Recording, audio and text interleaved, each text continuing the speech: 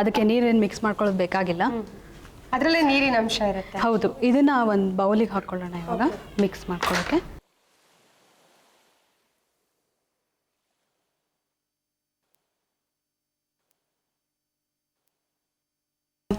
ಈರುಳ್ಳಿ ಮಿಕ್ಸ್ ಮಾಡ್ಕೊಳ್ಳೋಣ. ಸಣ್ಣಗೆ ಹೆಚ್ಚಿರೋ ಈರುಳ್ಳಿ ಹಾಕೋಣ. ಎಷ್ಟು ತಗೊಂಡಿದ್ದೀರಾ? ಈರುಳ್ಳಿನೂ ಸ್ವಲ್ಪ, ಒಂದು ಈರುಳ್ಳಿ ಸಾಕು. ಅದಕ್ಕೆ ಉಪ್ಪು ಒಂದು ಸ್ವಲ್ಪ. ದೀಪಾ, ಅದನ್ನ ತುಂಬಾ ನುಣ್ಣಗೆ ಪೇಸ್ಟ್ ಮಾಡ್ಕೊಂಡಿದ್ದೀನಿ. ನುಣ್ಣಗೆ ಏನು ಮಾಡಬಾರ್ದು ಆ್ಯಕ್ಚುಲಿ, ಸ್ವಲ್ಪ ತರಿ ತರಿ ಆಗಿದ್ರೂ ಚೆನ್ನಾಗಿರುತ್ತೆ.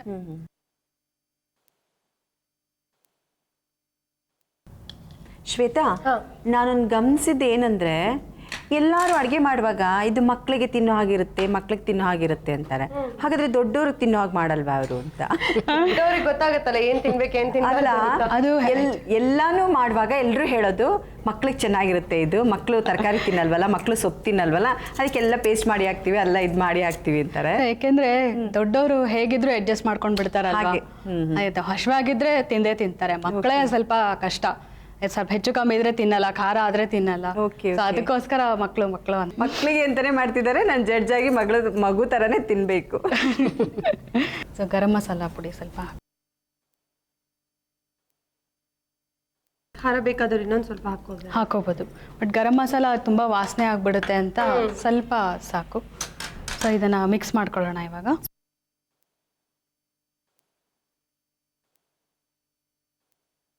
ದೀಪಾ, ನಿಮ್ಮ ಕ್ವಾಲಿಫಿಕೇಶನ್ ಏನು? ನಾನು BCom ಮಾಡಿದ್ದೀನಿ. ಆ್ಯಕ್ಚುಲಿ ನಾನು ಓದಿದ್ದೆಲ್ಲ ಅಲ್ಲಿ ಗದಗ್ ಅಂತ, ನಾರ್ತ್ ಕರ್ನಾಟಕ, ಅಲ್ಲೆಲ್ಲ ಓದಿದ್ದು. ಅಲ್ಲಿ ಮುಗಿಸಿ ಮದುವೆ ಆದಮೇಲೆ ಇಲ್ಲಿ ಬಂದು 7 ಇಯರ್ಸ್ ಆಯಿತು. ಖಾರನೂ ಜಾಸ್ತಿ, ಬಿಸಿಲು ಜಾಸ್ತಿ. ಬೆಂಗಳೂರು ಕಂಪೇರ್ ಮಾಡಿದ್ರೆ ಬಿಸಿಲು ಜಾಸ್ತಿ. ನಾನು ಅದನ್ನೇ ಯೋಚನೆ ಮಾಡ್ತಿದ್ದೆ, ನೀವು ಹೇಗೆ ಈ ಕಲರ್ ಇದ್ದೀರಾ, ಅಷ್ಟು ಬಿಸಿಲಿದೆ ಅಲ್ಲಿ. ಒಂದ್ಸಲ ಹೋಗಿ ಬಂದ್ರೆ ಅಷ್ಟು ಫುಲ್ ತುಂಬಾ ಬಿಸಿಲಿರುತ್ತೆ. ಬ್ಯಾಂಗ್ಳೂರ್ ವಾತಾವರಣಕ್ಕೆ ಹೊಂದ್ಕೊಂಡ್ಬಿಟ್ಟಿದ್ದೀರಾ ನೀವು. 7 ಇಯರ್ಸ್ ಆಯ್ತಲ್ವಾ, ಸ್ವಲ್ಪ ಅಡ್ಜಸ್ಟ್ ಆಗಿದೆ. ಆಯ್ತಾ? ರೆಡಿ ಆಗಿದೆ. ಇದಕ್ಕೂ ನೀರನ್ನ ಉಪಯೋಗ ಇಲ್ಲ, ಇದಕ್ಕೂ ನೀರೇನು ಇಲ್ಲ, ಇದಕ್ಕೇನು ಉಪಯೋಗಿಸಲ್ಲ. ಇವಾಗ ಇದು ರೆಡಿ ಆಗಿದೆ. ಈಗ ಚಪಾತಿ ಹಿಟ್ಟು ತಗೊಳ್ಳೋಣ. ಸೊ ಚಪಾತಿ ಹಿಟ್ಟರೆ ಕಲ್ಸ್ಕೊಂಡ್ ಬಂದಿದ್ದೀರಾ? ನಾವು ಹೇಗೆ ಚಪಾತಿ ಮಾಡ್ತೀವಿ ಹಾಗೆ ಮಾಮೂಲಿ ಚಪಾತಿ ಹಿಟ್ಟು ಥರಾನೇ ಅದೇ ಹದಕ್ಕೆ ಕಲಿಸ್ಬೇಕು.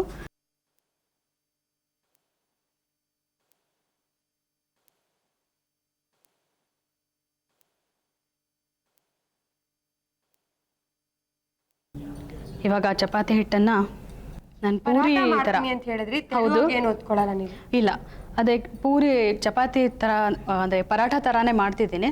ಬಟ್ ಅದು ಮಾಡೋ ಮೆಥಡ್ ಸ್ವಲ್ಪ ಬೇರೆ ಇದೆ. ಇದಕ್ಕೆ ಮೊದಲು ಪೂರಿ ತರ ಒಂದನ್ನ ಲಟ್ಸ್ಕೋಬೇಕು. ಡಿಗ್ರಿ ಕಂಪ್ಲೀಟ್ ಆದ ತಕ್ಷಣ ಮದುವೆ ಆಯ್ತಾ? ಹೌದು, ಡಿಗ್ರಿನೂ ಫೈನಲ್ ಇಯರ್ ಓದ್ತಿರ್ಬೇಕಾದ್ರೇ ಫಿಕ್ಸ್ ಆಯ್ತು. ಆಗ್ತಿದ್ದಾಗೆ ಮದುವೆ ಆಯ್ತು. ಅಡುಗೆ ಬರ್ತಿತ್ತು ಅವಾಗ? ಇಲ್ಲ, ಅಲ್ಲ, ಅತ್ತೆ ಕಲಿಸಿದ್ದಾರೆ ಸ್ವಲ್ಪ.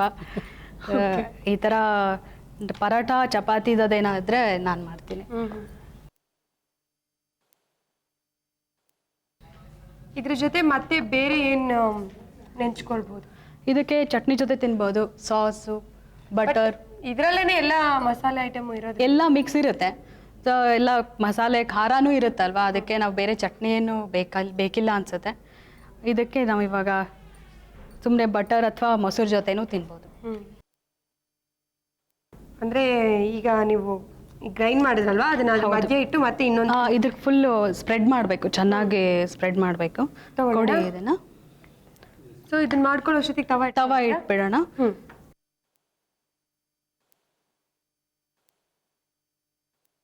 ಇದಕ್ಕೆ ಸ್ಪ್ರೆಡ್ ಮಾಡೋಣ ಇವಾಗ.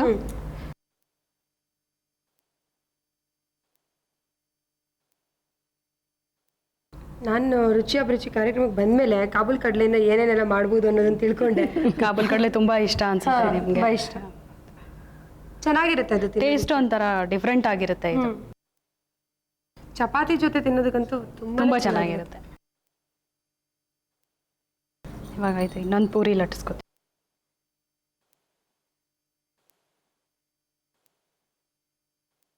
ಜಾಬ್ ಎಲ್ಲ ಹೋಗ್ಬೇಕಂತ ಟ್ರೈ ಮಾಡ್ಲಿಲ್ಲ ನೀವು? ಇಲ್ಲ, ಆಕ್ಚುಲಿ ಮನೆ ಕೆಲಸನೇ ಸರಿ ಹೋಗ್ತಿತ್ತು, ಅದಕ್ಕೆ ಏನು ಬೇರೆ ಟ್ರೈ ಮಾಡಲಿಲ್ಲ. ಆಯ್ತಲ್ಲ, ಈಗ ಅದನ್ನ ಹಾಕಿ ಇದನ್ನ ಇನ್ನೊಂದು ಪೂರಿ ಥರ ಲಟ್ಸ್ಕೊಂಡ್ಬಿಟ್ಟು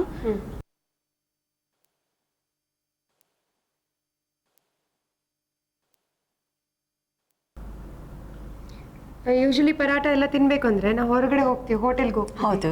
ತಿನ್ನೋದಕ್ಕೆ. ಈ ರೀತಿ ಮಾಡ್ಕೊಳ್ಳೋದಂದ್ರೆ ಒಳ್ಳೇದಲ್ಲ. ಹಾಂ ತುಂಬ ಚೆನ್ನಾಗಿರುತ್ತೆ, ಆಮೇಲೆ ಈಸಿ ಮೆಥಡ್. ಹೌದು ಹೌದು.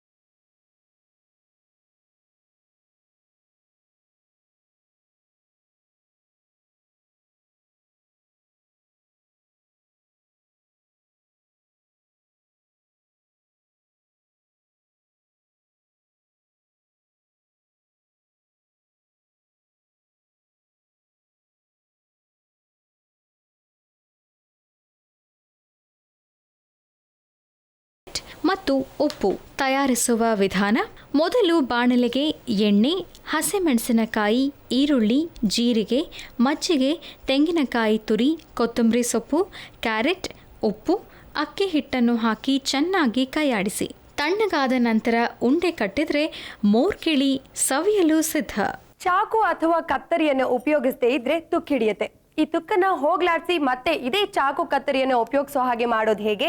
ತುಕ್ಕು ಹಿಡಿದಿರುವಂತಹ ಚಾಕು ಅಥವಾ ಕತ್ತರಿಗೆ ಕೊಬ್ಬರಿ ಎಣ್ಣೆಯನ್ನ ಸವರಿ 1 ದಿನ ಇಟ್ಟು ನಂತರ ಅಂದ್ರೆ ಮಾರನೇ ದಿನ ಚಾಕ್ ಪೀಸ್ ಅಂದ್ರೆ ಸೀಮೆ ಸುಣ್ಣದಿಂದ ಉಜ್ಜಿದ್ರೆ ಮತ್ತೆ ಈ ಚಾಕು ಕತ್ತರಿಯನ್ನ ಉಪಯೋಗಿಸಬಹುದು. ಟ್ರೈ ಮಾಡ್ತೀರಾ ಅಲ್ವಾ? ಈಗ ಅತ್ತೆ ಸೊಸೆ ಜೋಡಿ ಇಬ್ರು ಸೇರಿ ಒಂದು ರೆಸಿಪಿನ ತಯಾರು ಮಾಡ್ತಿದ್ದಾರೆ. ಏನ್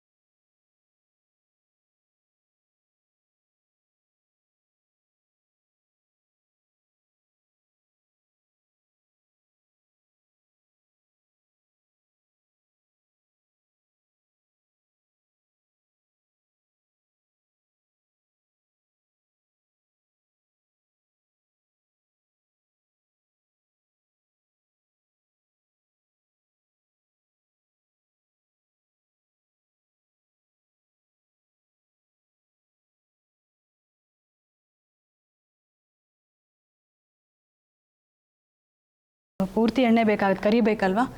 ಪೂರ್ತಿ ಎಣ್ಣೆ ಹಾಕ್ಕೊಂಡು ಬಿಡ್ತೀನಿ.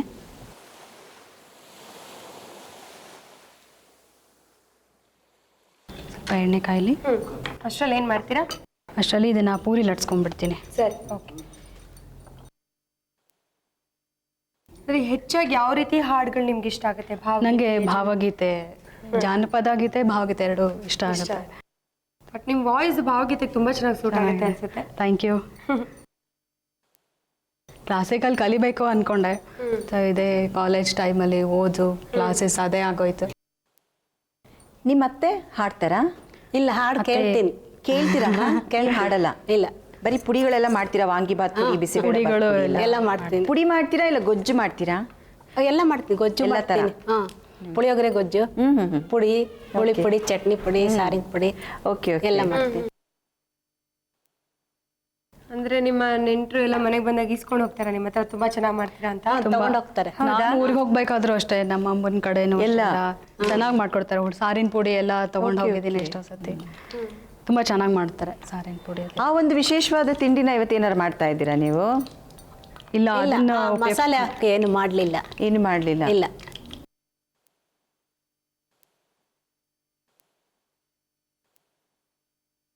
ಇದು ಸ್ವಲ್ಪ ದಪ್ಪನೇ ಇರಬೇಕು. ಕಾದಿದೆ ಅನ್ಸುತ್ತೆ. ಎಣ್ಣೆ ಕಾದಿದೆ, ಹಾಕ್ಬಿಡಿ. ಹಪ್ಪಳ ಕರ್ದಂಗೆ ಕಾಣ್ತಿದೆ ಅದು. ಹಪ್ಪಳ ಥರನೇ ಇರುತ್ತೆ, ಸಿಗಿರುತ್ತೆ. ಇದೊಂದು ವಾರ ಇಟ್ಟರು ಏನೂ ಆಗಲ್ಲ. ಒಂದು ವಾರ ಇಡ್ಬೋದು? ಒಂದು ವಾರ ಇಡ್ಬೋದು, 10 ದಿವಸ ಇಡ್ಬೋದು. ಇಟ್ಟು ಮಕ್ಕಳಿಗೆಲ್ಲ ಆಗುತ್ತೆ ತಿನ್ನಕ್ಕೆ. ಹಾಗೇ ಇರುತ್ತೆ. ಅಭಿನಯ ಆಗ್ಲೇ ನಾನು ನಮ್ಮ ವೀಕ್ಷಕರಿಗೆ ಹೇಳ್ತಾ ಇದ್ದೆ, ಸುಮಾರು 150ಕ್ಕಿಂತ ಹೆಚ್ಚು ಸೀರಿಯಲ್ಸ್ ಮಾಡಿದ್ದಾರೆ. ಅಫ್ಕೋರ್ಸ್ ಎಲ್ಲ ಸೀರಿಯಲ್ಸ್ ನಮ್ಮ ಆಡಿಯನ್ಸ್ ನೋಡಿದ್ದಾರೆ. ನನಗೆ ಒಂದು ಸೀರಿಯಲ್ ಬಗ್ಗೆ ಹೇಳಬೇಕು. ಹೇಳಪ್ಪ. ಬೆಳ್ಳಿ ಚುಕ್ಕಿ ಸೀರಿಯಲ್ ಬಗ್ಗೆ. ಹೌದು. ಅದ್ರಲ್ಲಂತೂ ನಿಮ್ಗೆ ಎಷ್ಟು ರೆಕಗ್ನಿಷನ್ ಸಿಕ್ತು ಅಂದ್ರೆ ಎಲ್ಲಿ ನೋಡಿದ್ರು ನಿಮ್ದೇ ಮಾತು. ನಾನು ಆ ಸೀರಿಯಲ್ ರೆಗ್ಯುಲರ್ ಆಗಿ ನೋಡ್ತಿದ್ದೆ. ಇವಾಗ ನೆನಪು ಮಾಡ್ಕೋತಿರ್ತಾರೆ ನಮ್ಮ ವೀಕ್ಷಕರು ನಾನು ಹೆಸರು ಹೇಳಿದ ತಕ್ಷಣನೇ. ಅದ್ರಲ್ಲಿ ಇರೋಂತ ಪಾತ್ರ ಅಂದ್ರೆ ನೀವೇ ಆ ಸೀರಿಯಲ್ಗೆ ಮೇನ್ ಅಲ್ವಾ? ಹೌದು, ಹೌದು. ಮರೆಯೋ ಹಾಗಿಲ್ಲ. ಒಂದು ನಟಿ ಪಾತ್ರ ಅಂದ್ರೆ ದುರಂತ ನಾಯಕಿಯರ ಬಗ್ಗೆ ಅದೊಂದು ಸೀರಿಯಲ್ ಮಾಡಿದ್ದು. ಒಂದು ನಟಿಯಾಗಿ ಇನ್ನೊಂದು ನಟಿನ ಅಭಿನಯಿಸೋದು ಅಂದ್ರೆ ಅದೊಂಥರ ನಂಗೆ ಚಾಲೆಂಜಿಂಗ್ ಆಗಿತ್ತು ಆ ಕ್ಯಾರೆಕ್ಟರ್. ನಿಜವಾಗ್ಲೂ ಅದರಲ್ಲಿ ನಾನು ಒಂದು ಹೇಳಲೇಬೇಕು. ಮುಖ್ಯವಾಗಿ ಒಂದು ಡೈಲಾಗ್ ಇತ್ತು, ತುಂಬಾ ಒಂದೇ ಸೀನ್ ಹೇಳೋ ಅಂತದ್ದು, ಅಂದ್ರೆ ಅದು ನಟಿಯಾಗಿ ಹೇಳೋ ಅಂತದ್ದು. ನೀವು ಹೇಗ್ ಮಾಡಿದ್ರಿ ಅದನ್ನ ನಿಜವಾಗ್ಲೂ ಅನ್ಕೋತಾ ಇದೆ. ಒಂದೇ ಟೇಕಲ್ಲಿ ಹೌದು, ಒಂದು ಟ್ರಾಲಿ ಶಾರ್ಟ್ ಹಾಕ್ಬಿಟ್ಟು ಮಾಡಿದ್ರು. ನಿಜವಾಗ್ಲೂ ಕಷ್ಟನೇ ಅಲ್ವಾ? ಯಾಕಂದ್ರೆ ಎಷ್ಟೋ ಸೀರಿಯಲ್ಗಳು ಮಾಡಿರ್ಬೋದು. ಇವಾಗ ನಾನು ಹೇಳಿದ ತಕ್ಷಣ ನಿಮ್ಗೆ ಖಂಡಿತ. ಯಾಕೆಂದ್ರೆ ಕೆಲವೊಂದು ಚಾಲೆಂಜಿಂಗ್ ಆಗಿರುತ್ತೆ, ಅದನ್ನ ನಾವು ಚಾಲೆಂಜಿಂಗ್ ಆಗಿ ಸ್ವೀಕರಿಸಿದಾಗ ಮಾತ್ರ ಆತರ ಪಾತ್ರಗಳನ್ನ ಮಾಡಕ್ ಸಾಧ್ಯ ಅನ್ಸುತ್ತೆ. ನಮಗೂ ಒಂಥರ ಖುಷಿ ಆಗುತ್ತೆ. ಆಗಿದೆ ಇದು.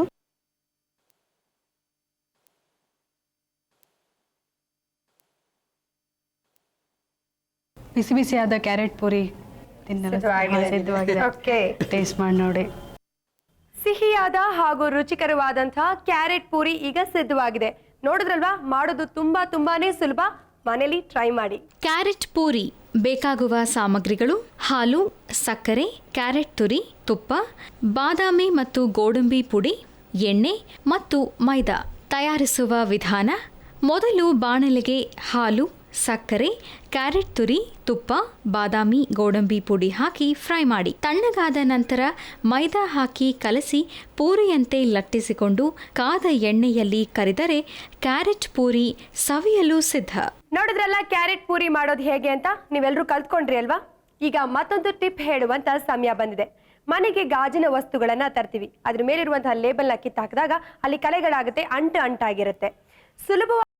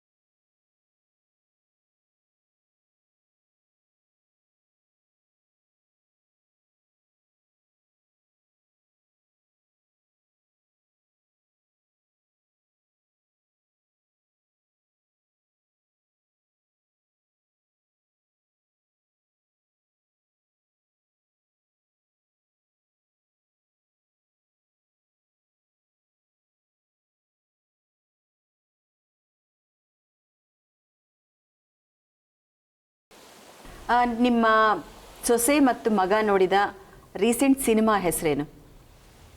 ರೀಸೆಂಟಾಗಿ ಯಾವ ಸಿನಿಮಾಗೆ ಹೋಗಿದ್ರು? ಅವರು ಪಿಕ್ಚರ್ಗೆ ಹೋಗಿಲ್ಲ. ಹೋಗಿಲ್ಲ? ಇಲ್ಲ, ಟಿವಿಲೇ ನೋಡ್ತಾರೆ.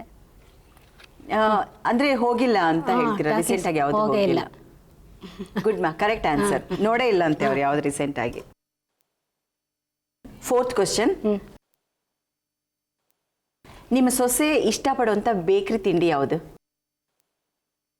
ಸಮೋಸ. ಸಮೋಸ.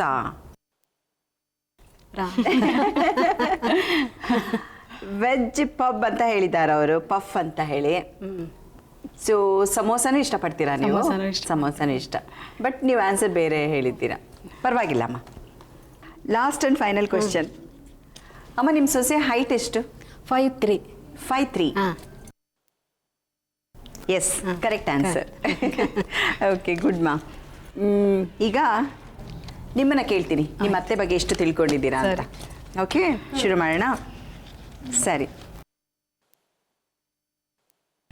ನಿಮ್ಮ ಅತ್ತೆನಲ್ಲಿ ನಿಮ್ಗೆ ಇಷ್ಟ ಆಗದೆ ಇರೋಂಥ ಗುಣ ಯಾವುದು? ಥಟ್ ಅಂತ ಹೇಳ್ಬಿಡ್ತಾರೆ ಮುಖದ ಮೇಲೆ. ಏನ ಅಂದ್ರೆ ಏನಾದ್ರು ತಪ್ಪು ಮಾಡಿದ್ರೆ ಥಟ್ ಅಂತ ಹೇಳ್ಬಿಡ್ತಾರೆ. ಓಕೆ ಓಕೆ ಓಕೆ, ಅದಿಷ್ಟ ಆಗಲ್ವಾ ನಿಮಗೆ? ಬಟ್ ನಿಮ್ಮ ಅತ್ತೆ ಹೇಳಿದ್ದಾರೆ ಅವ್ರು ಕೋಪ ಮಾಡಿಕೊಂಡ್ರೆ ನಿಮ್ಗೆ ಇಷ್ಟ ಆಗಲ್ಲ ಅಂತ. ಸಾರಿ, ರಾಂಗ್. ಸೆಕೆಂಡ್ ಕ್ವಶನ್, ನಿಮಗೆ ನಿಮ್ಮ ಅತ್ತೆ ಹೇಳ್ಕೊಟ್ಟ ಫಸ್ಟ್ ಅಡಿಗೆ ಯಾವುದು? ನೀವು ಬಂದಾಗ ನಿಮ್ಮ ಅತ್ತೆ ನಿಮ್ಗೆ ಹೇಳ್ಕೊಟ್ರಲ್ಲ, ಕರೆಕ್ಟ್. ಅದು ಅಡಿಗೆ ಯಾವುದು? Bisibele bath. Bisibele bath. Yes, correct. Correct. Third question, ನಿಮ್ಮ ಅತ್ತೆ ಮಾವನ ವೆಡ್ಡಿಂಗ್ ಆನಿವರ್ಸರಿ ಯಾವಾಗ? March 13th. Correct. Fourth question, ನಿಮ್ಮ ಅತ್ತೆ ಹತ್ರ ಎಷ್ಟು ರೇಷ್ಮೆ ಸೀರೆ ಇದೆ? ಒಂದು 10 ಇರ್ಬೋದು. 10 ರೇಷ್ಮೆ ಸೀರೆ. ಕರೆಕ್ಟ್. ನೀವೇ ಕರೆಕ್ಟ್. ಅವರೇ ಹೇಳ್ಬಿಟ್ಟು ಎಷ್ಟು ಏನ್ಸಿದೆ ನಮ್ಮ ಸೊಸೆ. Okay, my last and final question, ನಿಮ್ಮ ಅತ್ತೆ ಫಾಸ್ಟ್ ಆಗಿ ಮಾಡುವಂತ ತಿಂಡಿ ಯಾವುದು? ಈಗ ಮಾಡಿದ್ರಲ್ಲ ಆ ಥರ ಫಾಸ್ಟ್ ಆಗಿ ಯಾವ್ದಾರು ಮಾಡುವಂತ ತಿಂಡಿ? ಹಾಲ್ಬಾಯ್. ಹಾಲ್ಬಾಯ್. ಹಾಲ್ಬಾಯ್ ನೀವು ಹೇಳ್ಕೊಡ್ಬಾರ್ದು. ಹಾಲ್ಬಾಯ್ ಮಾಡ್ತಾರಾ? Wrong answer. ಉಪ್ಪಿಟ್ಟಂತೆ ಬೇಗ ಮಾಡುವಂತ ತಿಂಡಿ, ಫಾಸ್ಟ್ ಆಗಿ. ಓಕೆ ಶ್ವೇತಾ, ಮುಗೀತು. ನೋ ಪ್ರಾಬ್ಲಮ್ ಅಲ್ವಾ? ಕೆಲವೊಂದು ವಿಷಯಗಳಷ್ಟೇ. ಸೊ ಉಪ್ಪಿಟ್ಟು ಬೇಗ ಮಾಡ್ತಾರೆ, ಗೊತ್ತಾಯ್ತಲ್ಲ? ಸರಿ. ಬೇಗ ಉಪ್ಪಿಟ್ಟು. ಸೊ ಇಷ್ಟು ಚಿಕ್ಕ ಚಿಕ್ಕ ವಿಷಯದಿಂದ ಏನು ಅಂಡರ್ಸ್ಟ್ಯಾಂಡಿಂಗ್ ಇಲ್ಲ ಅಂತ ನಾವು ಹೇಳಕ್ ಆಗಲ್ಲ. ಯಾಕೆಂದ್ರೆ 7 ವರ್ಷದಿಂದ ಅತ್ತೆ ಸೊಸೆ ಒಟ್ಟಿಗೆ ಇದ್ದಾರೆ. ಹೌದೌದು. ಎಷ್ಟು ಖುಷಿಯಾಗಿ, ಎಷ್ಟು ಹೊಂದಾಣಿಕೆಯಿಂದ ಇದ್ದಾರೆ. ನಾವು ಅವಾಗ್ಲಿಂದಾನು ನೋಡ್ತಾ ಇದ್ದೀವಿ ಅಲ್ವಾ? ಖುಷಿ ಆಯ್ತಲ್ವಾ? ಖಂಡಿತ ಖುಷಿ ಆಯ್ತು. ಸೊ ಹಾಗೆ ಅವ್ರು ಮಾಡಿದಂತ 4 ರೆಸಿಪಿಗಳು, ಸ್ವೀಟ್ ಅಂತೂ ತುಂಬಾ ಚೆನ್ನಾಗಿದೆ ಅಲ್ಲ? ಚೆನ್ನಾಯ್ತು. So, ಈ ಅತ್ತೆ ಸೊಸೆ ಜೋಡಿ ಜೊತೆಗೆ ನೀವು ನಮ್ಮ ಕಾರ್ಯಕ್ರಮದಲ್ಲಿ ತೀರ್ಪುಗಾರಾಗಿ ಬಂದು ನನಗಂತೂ ತುಂಬಾನೇ ಸಂತೋಷ ಆಯ್ತು. ನನಗೂ ತುಂಬಾ ಖುಷಿ ಆಯ್ತು. ಇವನ್ ಟಿವಿ ನೋಡ್ತಾ ಇರೋಂಥ ವೀಕ್ಷಕರಿಗೂ ಕೂಡ ಅಷ್ಟೇ ಖುಷಿ ಆಗಿದೆ. ಹೌದು. ಹಾಗೆ ಥ್ಯಾಂಕ್ಸ್ ಲಾಟ್ ಇವತ್ತಿನ ಕಾರ್ಯಕ್ರಮಕ್ಕೆ ಬಂದಿದ್ದಕ್ಕೆ. Thank you. ನಾಳಿನ ಸಂಚಿಕೆಯಲ್ಲಿ ಹೊಸ ಅತ್ತೆ ಸೊಸೆನ ನೋಡೋಣ, ಹೊಸ ತಿಂಡಿಗಳನ್ನ ತಿನ್ನೋಣ. ಖಂಡಿತವಾಗ್ಲು ನಾನು ನಿಮ್ಮನ್ನು ನಾಳೆ ಭೇಟಿ ಆಗ್ತೀನಿ. ಓಕೆ, ನಮಸ್ಕಾರ. ನಮಸ್ಕಾರ. ವೀಕ್ಷಕರೇ, ನೋಡಿದ್ರಲ್ಲ, ಡೈಲಿ ಒಬ್ರೊಬ್ರು ಅತ್ತೆ ಸೊಸೆನ ನೋಡ್ತಾ ಇದ್ದೀವಿ, ಅವರ ಬಾಂಧವ್ಯನ ನೋಡ್ತಾ ಇದ್ದೀವಿ. ಅವರು ರುಚಿಯಾಗಿ ಮಾಡಿಟ್ಟ ತಿಂಡಿಗಳು, ತಿನಿಸುಗಳನ್ನೆಲ್ಲ ನಾನು ತಿಂದು ಮನೇಲಿ ಹೋಗಿ ಅದನ್ನು ಟ್ರೈ ಮಾಡಿದ್ದೀನಿ. ನೀವು ಟ್ರೈ ಮಾಡ್ತಿರ್ತೀರಾ, ಯಾಕಂದರೆ ನೀವು ನೋಡ್ತಾನೆ ಟ್ರೈ ಮಾಡ್ತೀರಾ. ನಾನು ತಿಂದಾದ್ಮೇಲೆ ಮನೆಗೆ ಹೋಗಿ ಟ್ರೈ ಮಾಡ್ತೀನಿ. ಕೆಲವಂತೂ ತುಂಬ ಚೆನ್ನಾಗಿ ಬಂದಿದೆ. ಸೊ ಹೀಗೆ ನಾನು ಇನ್ನೊಂದು ಎಪಿಸೋಡಲ್ಲಿ ಇನ್ನೊಂದು ಹೊಸ ಅತ್ತೆ ಸೊಸೆ ಜೋಡಿನ ನೋಡಿ ಅವ್ರು ಮಾಡೋ ತಿಂಡಿನ ತಿಂದು ಹೇಗಿದೆ ಅಂತ ನಿಮ್ಗೆ ಹೇಳ್ತೀನಿ. ಅಲ್ಲಿವರೆಗೂ ನಮಸ್ಕಾರ. ಸಾವಿತ್ರಿ ಹಾಗೂ ದೀಪಾ ಅವರೇ ನಮ್ಮ ಕಾರ್ಯಕ್ರಮಕ್ಕೆ ಬಂದು 4 ರೆಸಿಪಿಗಳನ್ನ ಹೇಳ್ಕೊಟ್ರಿ. ವಿಭಿನ್ನವಾಗಿರುವಂಥ ರೆಸಿಪಿಗಳು. ನನಗೆ ಕ್ಯಾರೆಟಿಂದ ಮಾಡಿದ್ರಲ್ಲ ಪೂರಿ ತುಂಬ ಇಷ್ಟ ಆಯಿತು. ಹಾಗೆ ನಮ್ಮ ಜಡ್ಜ್ ಕೂಡ ಇಂಪ್ರೆಸ್ ಆದರು, ಅದು ಮುಖ್ಯವಾದಂಥ ವಿಷಯ. ಸೊ ಥ್ಯಾಂಕ್ಸ್ ಲಾಟ್ ನಮ್ಮ ಕಾರ್ಯಕ್ರಮಕ್ಕೆ ಬಂದಿದ್ದಕ್ಕೆ. ಸ್ವಲ್ಪ ಮೆತ್ತು ಅವರು ಅಡ್ಜಸ್ಟ್ ಆಗ್ಬಿಟ್ರು ನಮಗೆ ಅಲ್ವಾ ಇಷ್ಟೊತ್ತಿನ ಜೊತೆಗಿದ್ದದಕ್ಕೆ. ನಮ್ಮ ರುಚಿ ಅಭಿರುಚಿ ತಂಡದ ಪರವಾಗಿ ನಿಮ್ಮಿಬ್ಬರಿಗೂ Priya Simran silks and sarees ರವರಿಂದ ಈ gift hamper. Thank you. Nap figure and fitness boutique ರವರಿಂದ ಈ gift hamper. Thank you. Media one communications ರವರಿಂದ ಈ ಒಂದು ಗಿಫ್ಟ್ ಹ್ಯಾಂಪರ್ ನಿಮಗೆ. Thank you. Masala multi cuisine restaurant ರವರಿಂದ ಈ ಗಿಫ್ಟ್ ಹ್ಯಾಂಪ್. Thank you. ಮತ್ತೊಮ್ಮೆ ಹೇಳ್ಬೇಕು ನಾನು, ನೀವು ಹೇಳ್ಕೊಟ್ಟಂತ ಅಡುಗೆಗಳು ನಮ್ಗೆ ನಿಜವಾಗ್ಲೂ ಇಷ್ಟ ಆಯ್ತು. ತುಂಬಾನೇ ಈಸಿ ಆಗಿರುವಂತ ಅಡುಗೆಗಳು. ನಮ್ಮ ವೀಕ್ಷಕರು ಕೂಡ ಟ್ರೈ ಮಾಡ್ತಾರೆ ಅಂತ ನಾನು ಅನ್ಕೊಂಡಿದೀನಿ. ಅಷ್ಟೇ ಸಾರ್ಥಕ ಅಲ್ವಾ ನೀವು ಅಡುಗೆ ಹೇಳ್ಕೊಟ್ಟಿದ್ದಕ್ಕೆ? ಓವರ್ ಆಲ್ ನಮ್ಮ ಕಾರ್ಯಕ್ರಮದ ಬಗ್ಗೆ ಏನ್ ಹೇಳಕ್ ಇಷ್ಟಪಡ್ತೀರಾ? ತುಂಬ ಚೆನ್ನಾಗಿತ್ತು. ಇಲ್ಲಿ ಬಂದಿದ್ದಕ್ಕೆ ತುಂಬ ಖುಷಿ ಆಗ್ತಿದೆ ನಿಜವಾಗ್ಲೂ. ನಿಮ್ಮನ್ನೆಲ್ಲ ನೋಡಿ ತುಂಬ ಸಂತೋಷ ಆಯ್ತು. ಅಭಿನಯ್ ಜೊತೆ ಮಾತಾಡೋಕೆ ಸಿಕ್ತು ಅಂತ ತುಂಬ ಸಂತೋಷ ಆಯಿತು. ಓಕೆ, ಸೊಸೆನೇ ಮಾತಾಡ್ತಾ ಇದ್ದಾರೆ, ಜಸ್ಟ್ ಸ್ಮೈಲ್ ಕೊಡ್ತಾ ಇದ್ದಾರೆ. ಅವ್ರ ಹತ್ರ ಏನಾದ್ರು ಮಾತಾಡ್ಸ್ಬೇಕು. ನಿಮ್ಗೆ ಏನ್ ಅನಿಸ್ತಮ್ಮ? ನಿಮ್ಮನ್ನ ನೋಡಿ ಟಿವಿಲಿ ನೋಡಿದ್ದು, ಎದುರು ನೋಡಿದ್ದು ತುಂಬಾ ಸಂತೋಷ ಆಯ್ತು. ಹೌದಾ? ಎಲ್ಲರೂ ಪರಿಚಯ ಆಯ್ತು. ಫೈನ್. ಹೀಗೆ ನೀವಿಬ್ರು ನಗ್ನಗ್ತಾ ಒಟ್ಟಿಗೆ ಇರಿ. Thank you. ಬೆಸ್ಟ್ ಅತ್ತೆ ಸೊಸೆ ಜೋಡಿ ನೀವೇ ಆಗ್ಲಿ ಅಂತ ನಾವು ಆಶಿಸ್ತೀವಿ. Thank you very much. ನಮಸ್ಕಾರ. ನಮಸ್ಕಾರ. ನೋಡಿದ್ರಲ್ವಾ ಬಸವೇಶ್ವರ ನಗರದ ಅತ್ತೆ ಸೊಸೆ ಜೋಡಿ ಸಾವಿತ್ರಿ ಹಾಗೂ ದೀಪ ಅವರು ಮಾಡಿದಂತಹ 4 ರೆಸಿಪಿಗಳನ್ನ. ಅತ್ತೆ ಸ್ವಲ್ಪ ಮೆದು ಆದ್ರೂ ರುಚಿಯಾದಂತಹ ಅಡುಗೆಗಳನ್ನ ನಮ್ಗೆ ಹೇಳ್ಕೊಟ್ರು. ನೀವು ಇದನ್ನ ಮನೇಲಿ ಟ್ರೈ ಮಾಡ್ತೀರಾ ಅಂತ ನಾನು ಅನ್ಕೊಂಡಿದ್ದೀನಿ. ಸರಿ, ಹಾಗಿದ್ರೆ ನಾಳಿನ ಸಂಚಿಕೆಯಲ್ಲಿ ಮತ್ತೊಂದು ಅತ್ತೆ ಸೊಸೆ ಜೋಡಿ ಜೊತೆಗೆ ನಾನು ನಿಮ್ಮೆಲ್ಲರ ಮುಂದೆ ಬರ್ತೀನಿ. ಅಲ್ಲಿವರೆಗೂ ನಮಸ್ಕಾರ.